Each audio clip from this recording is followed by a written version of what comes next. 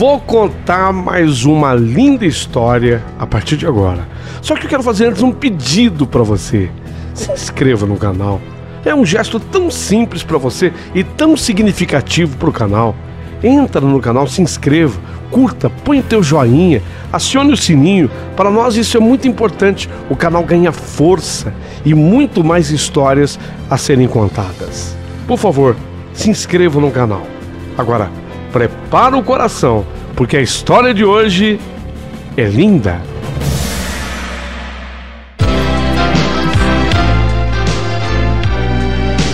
Rádio Emoção. Paulinho, boa pessoa. A verdade de cada um.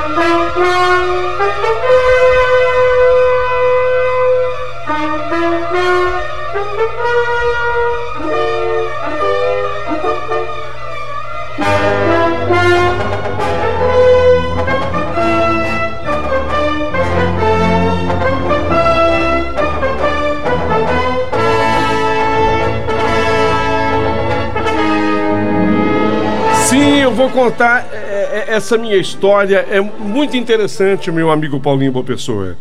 E eu queria contá-la nos mínimos detalhes para que todas as pessoas depois possam me ajudar com uma opinião. Será fundamental para mim. Meu nome é Carlos Alberto Varricchio. Não há problema não que você diga o meu nome todo. Mas hoje eu quero contar a minha verdadeira história. Ô Carlos Alberto, tá tudo prontinho. Tá tudo certinho, Carlos. Já vou começar a narrar a tua história. Antes, porém, quero fazer um pedido especial para você, que está aqui no nosso canal. Queria que você se tornasse membro do nosso canal. Haverá privilégios especiais para você, tá bom? Venha para ser membro do nosso canal e seja muito bem-vindo, muito bem-vinda. Vamos à história do Carlos.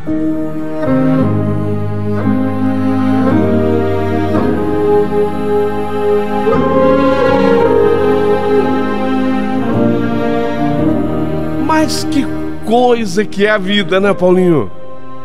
Que coisa que é a vida. Foi por causa de um fato havido na minha vida que eu descobri minha mediunidade. Você acredita?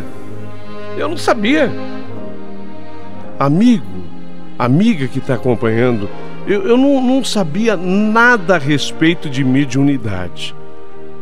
Mas naquele ano eu conheci a Sueli.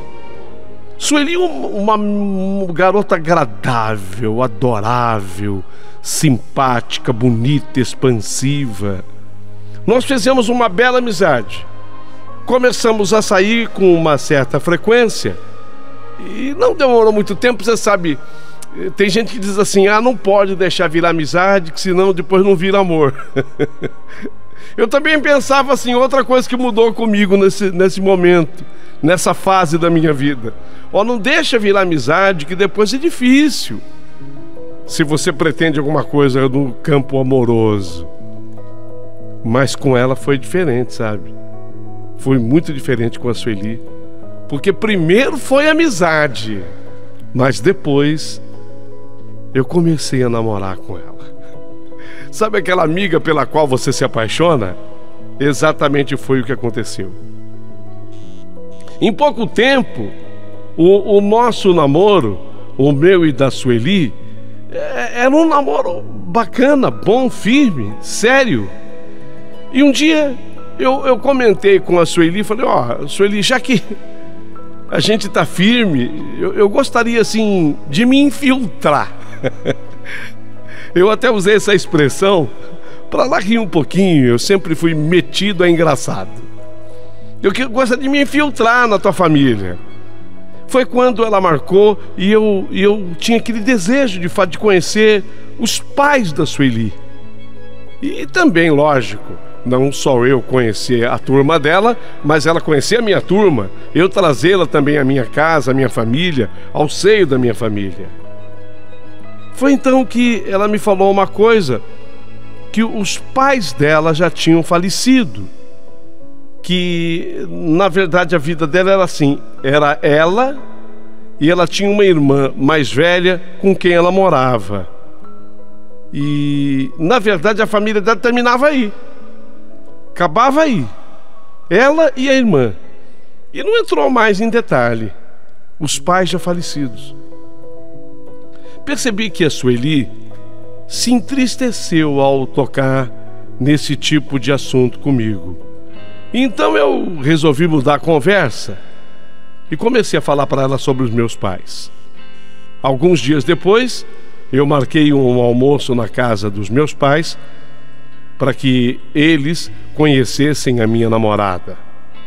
Assim que nós chegamos, Sueli foi muito bem recebida, tanto pela minha mãe como também pelo meu pai.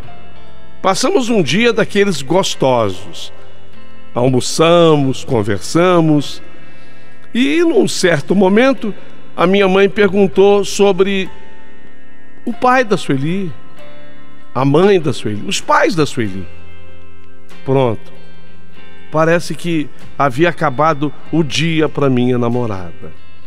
Ela respondeu um pouco sem graça que os dois tinham falecido e, mais uma vez, não entrou em detalhes assim, ela não deu pormenores.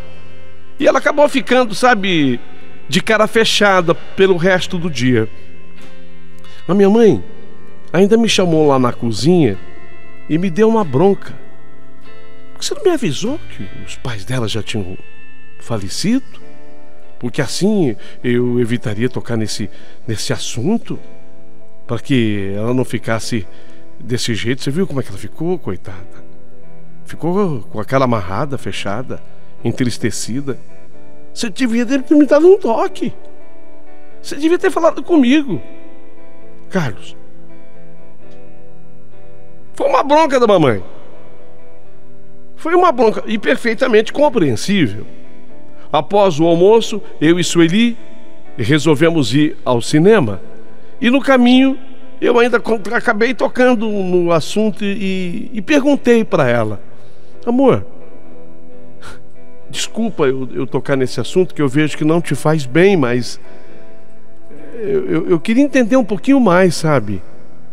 Por que você não gosta que pergunte assim sobre os seus pais? E de fato ficou provado que ela não gostava mesmo, porque ela foi curta e grossa. É que meus pais morreram e foram enterrados, sabe, Carlos? Esse é um assunto que me traz muita tristeza. Daí eu não gostar de abordá-lo. Prefiro que não toquemos mais nesse assunto, tudo bem? Nossa, ela foi ríspida até. Sinceramente, eu fiquei meio sem graça da forma como ela me respondeu. E naquele momento eu resolvi que nunca mais eu tocaria naquele assunto. Se ela quisesse algum dia me falar sobre os seus pais, eu estava pronto para ouvir, mas não ia perguntar mais nada não. Mas ficou bem claro para mim que a morte dos pais era um assunto mal resolvido para Sueli. O nosso namoro caminhou, seguiu em frente, sempre nos demos muito bem. Isso, na verdade, sempre aconteceu. Nosso namoro seguiu em frente, sempre nos demos bem. E quando nós completamos 2 anos de namoro, resolvemos nos casar. Alugamos um apartamento bem legal, região do Butantã, decoramos do nosso jeito e então finalmente marcamos a data do nosso casamento. Um dia depois de marcarmos a data do nosso casamento, de repente começaram a acontecer coisas estranhas para mim. Algumas noites quando eu estava dormindo, eu sentia que alguém entrava no meu quarto, mas eu não via nada, sabe? Apenas eu me assustava muito com isso. Mas eu sentia que havia alguém, entrava alguém ali. eu me assustava. Aí eu, devido ao susto, acendi as luzes da casa, mas não via nada. Isso começou a acontecer com uma certa frequência. Cheguei a comentar até com os meus pais. E eles me disseram que deveria ser a minha ansiedade por causa do casamento que se aproximava. Será? Será? Numa noite, eu me deitei, liguei a TV e me cobri. Estava uma noite fria. Estava fazendo muito frio. Então eu me cobri e liguei assim a TV. Comecei a assistir um filme. E se eu estivesse com sono, poderia até ser coisa da minha imaginação. O que eu vou narrar agora, o que eu vou contar a partir de agora. Mas eu estava muito bem acordado e atento ao filme. E foi nessa hora que o meu cobertor, ele foi arrancado de cima de mim.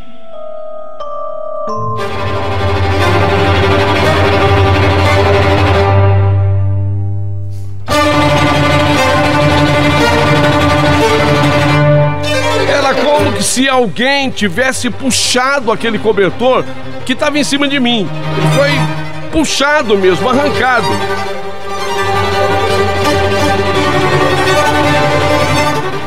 Eu levantei da cama assim, assustado.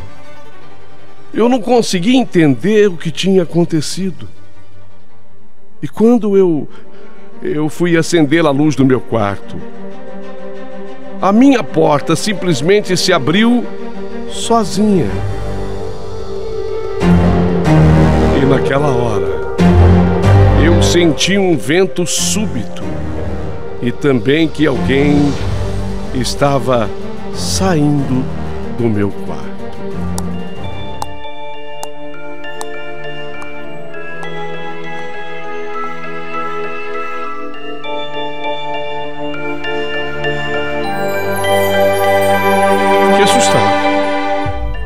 Fiquei assustado. Fui até o quarto dos meus pais. Apenas dei uma olhada neles, que dormiam tranquilamente. Não, eu não ia passar aquela carona, não. Eu resolvi não acordá-los. Eles iriam entender aquilo como, sei lá, uma cena ridícula. Eu, um baita homem, pronto para me casar, com medo do quê? O marmanjo acordando o papai e a mamãe, com medo do quê? Acordando com medo de assombração? Eu passei aquela noite inteirinha em branco, acordado. Eu não apaguei a luz. Não, eu não apaguei a luz do meu quarto.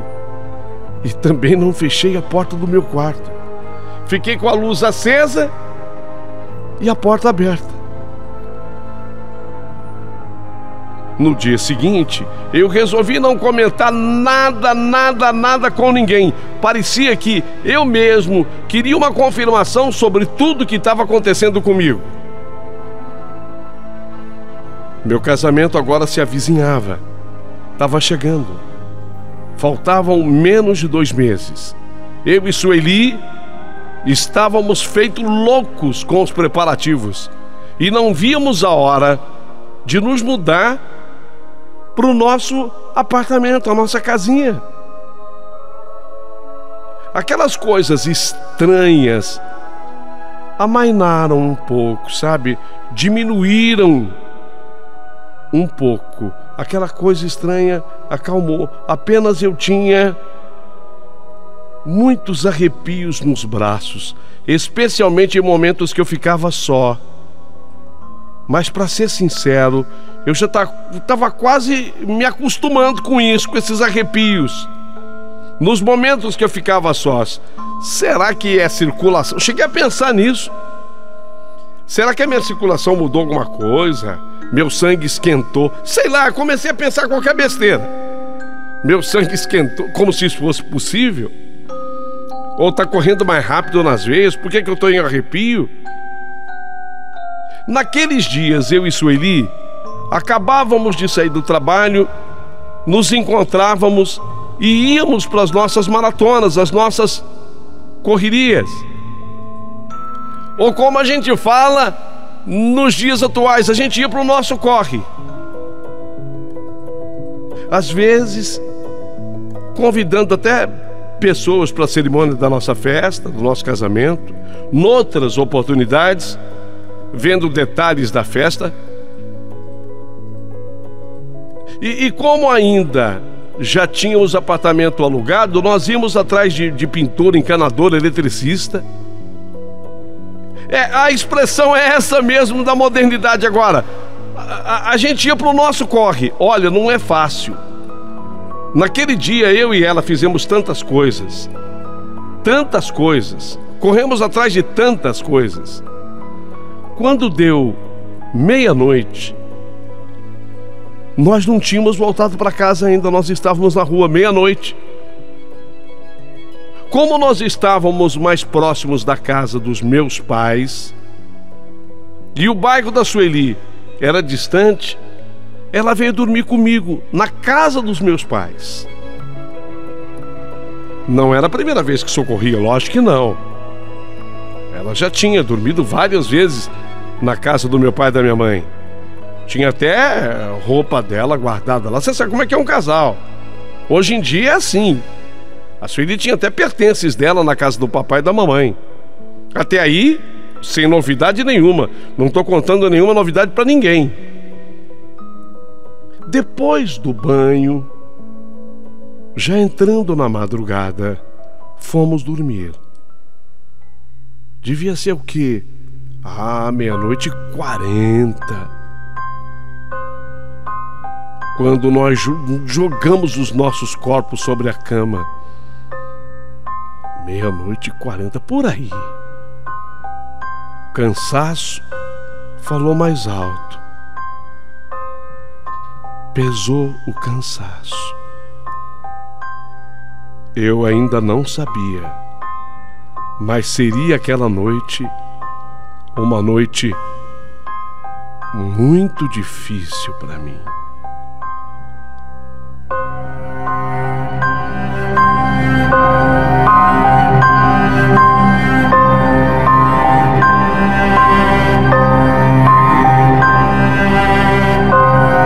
Era mais ou menos 3 horas da madrugada, 3 da manhã.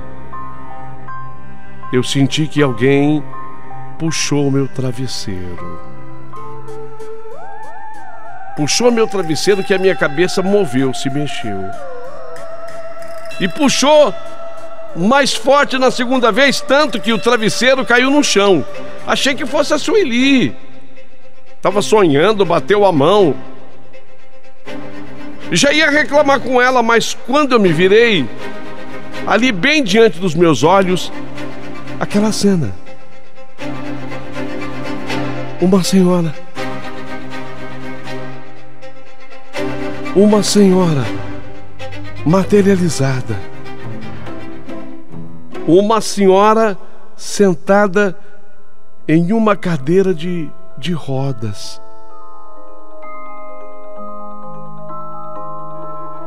A senhora sentada na cadeira de rodas. Eu levei um susto. Cocei os olhos assim, tipo, será que minhas vistas estão me enganando? Será que eu estou vendo coisa que não existe? Eu cocei assim os olhos, como a querer abrir a vista melhor, enxergar melhor. A senhora permaneceu lá, na cadeira de rodas. Só que eu não entrei em pânico. Assim que eu cocei os olhos, que a figura daquela senhora na cadeira de rodas permaneceu, eu não entrei em pânico. Aquela mulher na cadeira de rodas tinha um olhar triste, muito triste. E ela abriu a boca num sinal de que ela precisava falar comigo. Sabe quando a pessoa abre a boca para lhe falar? Ela esperava apenas o meu consentimento. ao perceber que ela queria falar comigo, todo o resquício de medo que havia em mim sumiu de vez, desapareceu de vez. Me acalmei até demais. Fiz um sim com a cabeça e ainda falei. Eu falando. Pode falar, minha senhora. Pode falar. A mulher, antes de começar a falar, ainda olhou para a cama onde a Sueli dormia. Notei nessa hora que elas se pareciam muito, se pareciam bastante. Ela agora voltou a olhar para mim e disse: você fala para minha filha que, apesar de tudo, eu e o pai dela vamos sempre amar ela demais. Diga também que nós a perdoamos e que ela tenha paz, para que nós também tenhamos paz.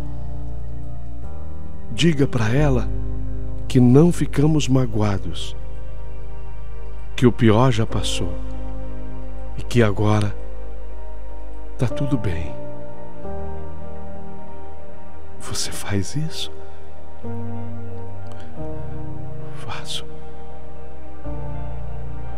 Faço, sim, senhora. Olha, pode descansar em paz a senhora. Eu darei o recado. Eu falarei exatamente o que a senhora acabou de me pedir. Pode confiar. Pode confiar. Ela rodou a cadeira de rodas em direção à porta do quarto, mas não tinha ruído. A cadeira de rodas não fazia barulho. Quando ela passou pela porta, foi que eu me lembrei que nós estávamos na parte de cima do sobrado e aquela mulher precisaria de enfrentar as escadas. Foi quando eu levantei da cama e fui atrás. Ela já tinha desaparecido. A mulher, a senhora, já tinha desaparecido. Por incrível que pareça, eu não sentia medo. Não sentia medo, mas sim um grande sentimento de paz tomou conta de mim naquele momento, naquele instante. Tanto que eu desci as escadas e eu fui até a cozinha beber água. Enquanto eu bebia água, eu pensava em tudo que aquela senhora me falou. Tudo, especialmente a parte que ela e o marido dela perdoavam a Sueli, minha noiva. Pensei, deve ser por isso que a Sueli não toca no assunto da morte dos pais. Mas de onde vem esse perdão? O que teria feito a Sueli com os pais para que ela me dissesse que ela está perdoada? Voltei para o quarto e notei que minha noiva dormia, e de maneira profunda. Era o cansaço daquele dia.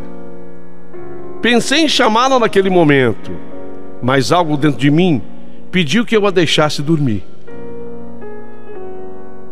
Na manhã, que já estava próxima, já estava mais ou menos esse horário, marcando 4 horas da manhã, quer dizer, amanhã já se aproximava, eu conversaria depois com ela. Deitei, mas obviamente eu não consegui mais dormir, pensando em tudo que eu tinha acabado de viver. Foi assim que até que o dia amanheceu, eu fiquei. Às vezes fechava os olhos assim, mas não conseguia dormir.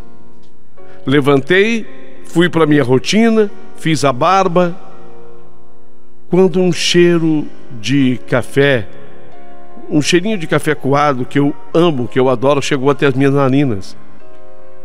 E eu sentia uma grande paz. Era minha mãe que passava o cafezinho santo de cada dia. Desci, dei bom dia para minha mãe, quase que falei com a minha mãe sobre a minha experiência daquela madrugada. Mas não achei correto. Seria melhor primeiro falar com a Sueli. Eu pensava assim, quando a Sueli chegou me dando bom dia, questão de 30 minutos depois, estávamos dentro do meu carro. Eu a deixaria no trabalho e depois seguiria para o meu. Só que no caminho para o trabalho foi quando eu escolhi de me abrir com ela. Sueli,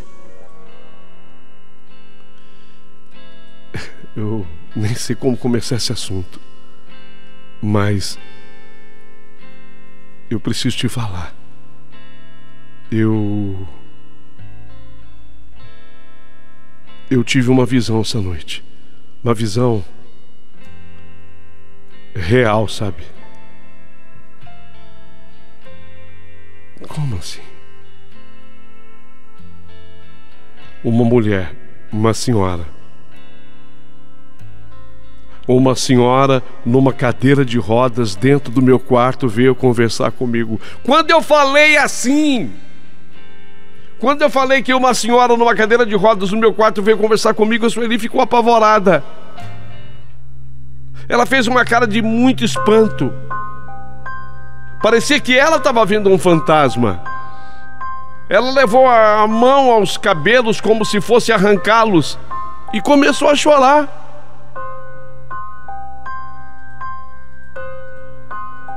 Ela levou assim, sabe quando a pessoa leva a mão aos cabelos e começa a puxá-los como se fosse arrancá-los? Eu parei o carro. O desespero dela era tão grande que eu parei o carro. Havia um lugar naquela praça para estacionar, eu parei ali. Eu tinha que acudir a minha noiva. O que foi, Sueli? Calma. Calma. Sua mãe, sim. Eu sonhei não, eu vi. Eu estava acordado. Mas ela está bem. Ela está muito bem. Ela disse que agora ela está em paz com o seu pai. Quer dizer, ela gostaria de estar em paz, porque uma coisa precisa ser dita para você: que você está perdoada, Sueli. Ela disse que terá total paz quando eu te dissesse exatamente isso.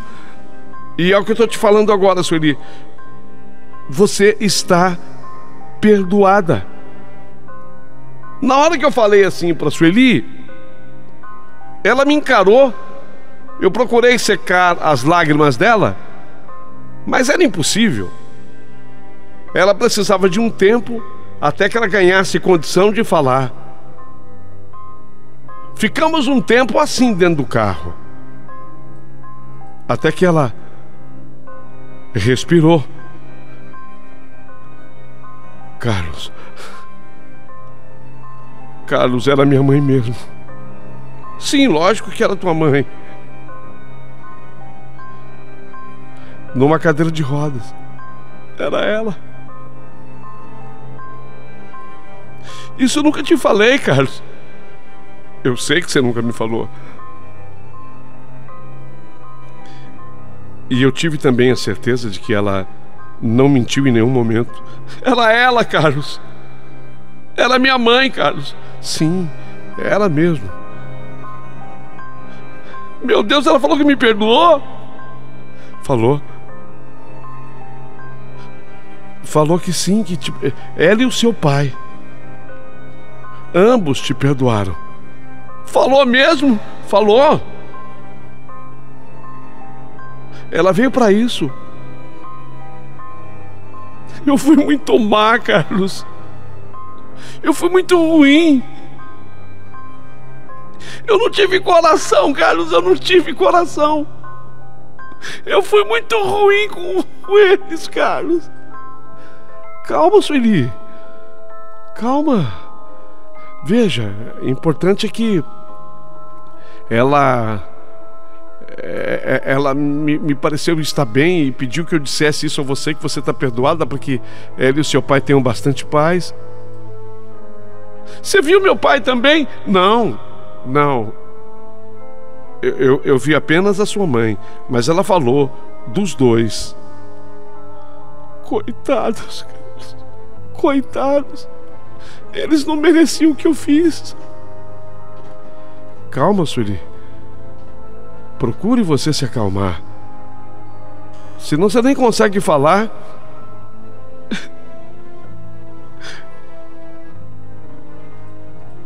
O que foi que você fez? Eu não consigo falar. Se acalme. É preciso você falar. Até para que eles tenham paz. Se acalme. Ficamos mais um tempo assim. Até que ela tomou novamente o fôlego e falou: Carlos, eu internei o meu pai e a minha mãe numa clínica. Meu pai bem velhinho e doente, a minha mãe numa cadeira de rodas. Eu internei sabendo que eu não teria dinheiro para mantê-los lá. Os deixei internados lá e vim para São Paulo sem dar endereço para ninguém. Não dei endereço para ninguém, eu fugi vindo para São Paulo. Eu não dei endereço nem para eles e nem para ninguém da clínica. Eu consegui pagar a clínica uns 3 meses. Mas depois eu parei, sabe? A clínica particular os mandou para uma outra não paga, mas muito inferior. Meu pai morreu primeiro. Eu soube e nem fui para o enterro. A minha mãe faleceu meses depois. Dessa vez uma prima me localizou e disse que eu tinha que estar lá até para o acerto de documentos. Eu fui, Carlos. Ainda esperaram 5 horas depois do prazo estabelecido para o sepultamento. Me esperaram 5 horas. Quando abriram o caixão para que eu visse a minha mãe pela última vez, eu notei que 2 lágrimas escorriam dos seus olhos, Carlos.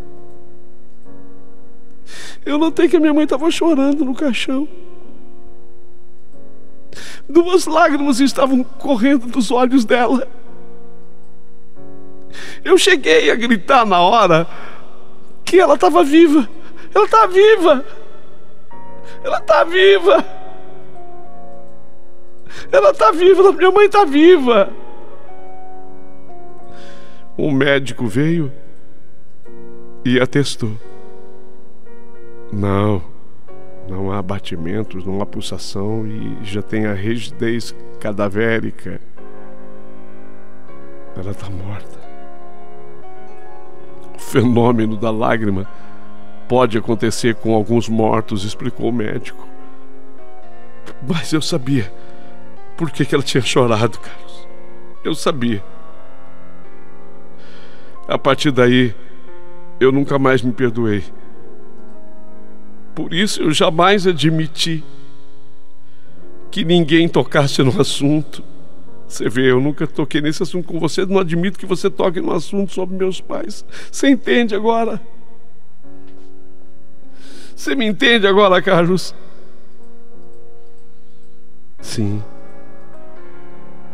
Sim, Sueli, eu entendo. Falei assim, para que ela não se desesperasse ainda mais. A deixei no seu trabalho, fui pro meu, mas nem consegui me concentrar mais nas tarefas. Eu estava mudado. Tínhamos de novo naquele dia tanta coisa para fazer com relação ao casamento, mas eu não tinha nenhuma condição de ir atrás disso.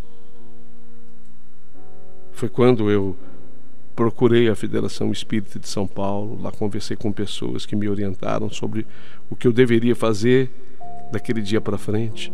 Fiz o recomendado. E eu não parei mais até hoje. Como eu disse, eu sou médium.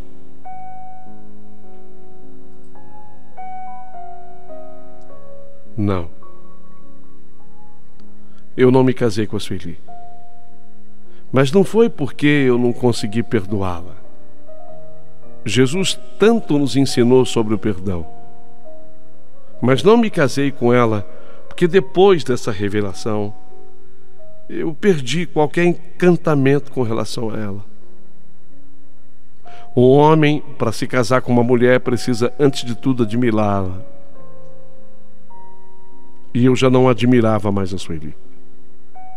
Não apenas por tudo o que ela fez com os pais, porque tudo que ela fez foi gravíssimo, mas não era apenas isso. Foi porque nos 2 anos e 5 meses que nós ficamos juntos, jamais ela se abriu comigo sobre isso. E acredito que ela não me falaria absolutamente nada se eu não tivesse tido a visão que eu tive. Por tudo isso, foi que nós terminamos o noivado. Primeiro houve um adiamento do casamento. Depois desse adiamento, enquanto cuidávamos das coisas, decidimos partir para o cancelamento. Sinceramente, creio que nós fizemos a coisa certa. Depois ela não demorou muito tempo, conheceu outra pessoa. E eu também, no meu ambiente. Foi na Federação Espírita, conheci a Alice, com quem me casei, e temos 3 filhos e formamos uma família linda. Essa era a história que eu queria te contar. A história de que forma, de como, de que maneira eu me tornei médium. Você gostou da história do Carlos? Se gostou, curta mandando seu joinha. Aproveita, manda o seu comentário. Se inscreva aqui no canal do Paulinho Boa Pessoa. E se não for lhe pedir muito, seja também membro do nosso canal.